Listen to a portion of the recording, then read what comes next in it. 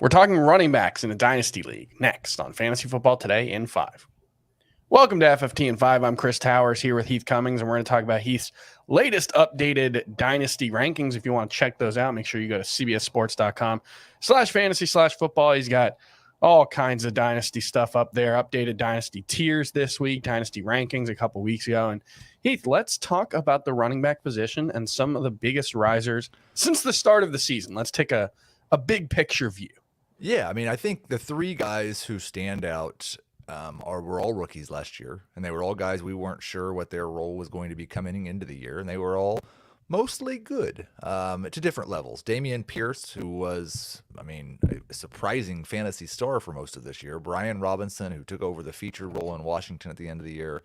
And then Isaiah Pacheco, who with his playoff performance may hold on to the job for next year. And that's the interesting thing specifically about Pierce and Pacheco is generally speaking, these guys are the sells. And even Tyler Algier, you can throw into that as well.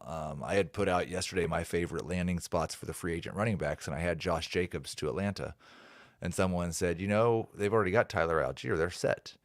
And I didn't respond this way, but I thought of it later. The Jacksonville Jaguars were set with James Robinson. Yeah. The New York Jets were set with Michael Carter. These day 3 running backs that have good rookie years.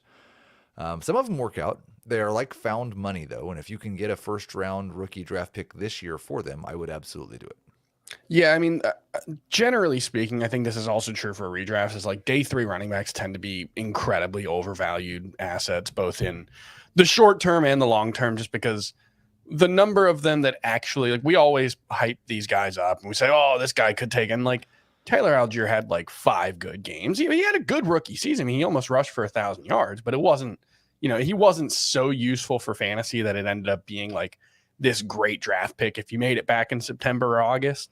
And yeah, I think for, if you're keeping an eye on the future, you're keeping an eye on, the guys likely to have a job next season. Even Dameon Pierce, who was the Texans offense for most of the season, it really does remind me a lot of James Robinson, where, it wouldn't surprise me if, the Texans go out and add, a second round running back or a third round running back, and all of a sudden Dameon Pierce's fantasy value is really cloudy. So that's one thing to keep in mind when you're looking at these kind of guys is, if you get an opportunity to get a player with more pedigree, it probably makes sense, right? Yeah, and then if you look at non-rookies, I think Ramondre Stevenson, Josh Jacobs moved from 21 to 11, and that's a big move, but it's not as big in terms of numbers. Ramondre Stevenson, who went from 38 to 16, he got a chance to show himself as a feature back and looked very comfortable in that role, showed pass-catching chops that we really hadn't seen in the NFL. Now he's a New England Patriot, so we don't know how long that will last, but he will be just 24 years old heading into next year, and he's shown the ability to be a feature back, so he is a top 20 guy now. Here's a question.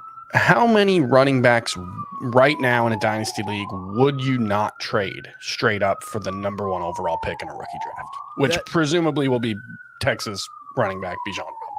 Yeah, and that really depends, I think, on where you are in terms of your team. I'm not generally drafting a running back when I'm in a rebuild anyway, but if I was not thinking that I was going to be one of the best teams in this league, then the answer might be 2, Jonathan Taylor and Breece Hall.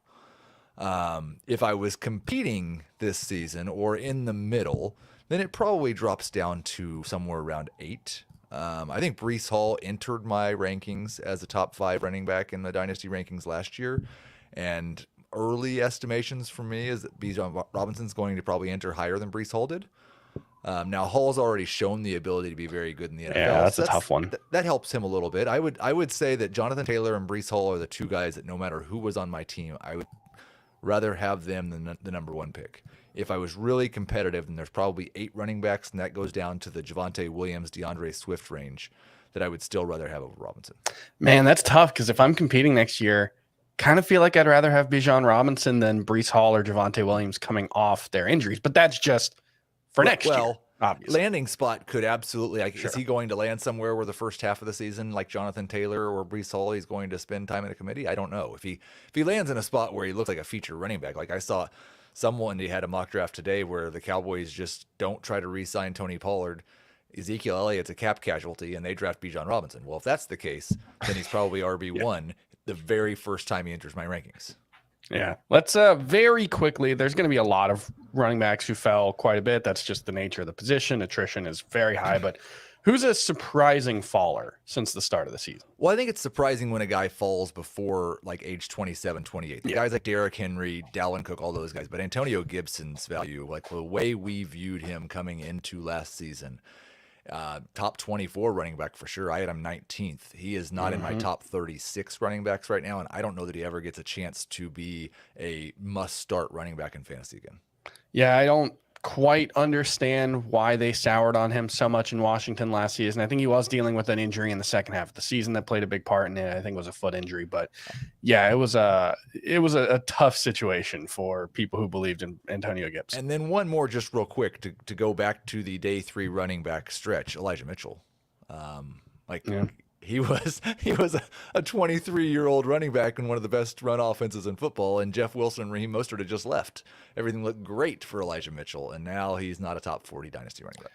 Yeah, although he's got enough of a role every time he's healthy, which frequently isn't as often as we'd like, but he's got enough of a role that it did drop Christian McCaffrey to my number 2 running back for 2023. I will say that. I know I was a little bit of an outlier there, but I did have Austin Eckler ahead, just for those situations where Elijah Mitchell frustratingly gets 12 carries when Christian McCaffrey could be getting them. So that's just a 2023 redraft perspective. But yeah, all right, that'll do it for FFT and 5. We'll be back tomorrow to talk about some championship round DFS and player props, and we'll talk more Dynasty stuff next week with Heath. We'll see you then.